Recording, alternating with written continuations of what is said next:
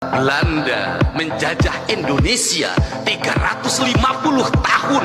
Gunung masih utuh, samudra masih terbentang luas, sungai-sungai jernih. Dia meninggalkan perkebunan yang terhampar, bangunan-bangunan yang indah, gedung-gedung yang kokoh, jalan-jalan yang kuat, jembatan kereta api yang kokoh. Indonesia merdeka 80 tahun.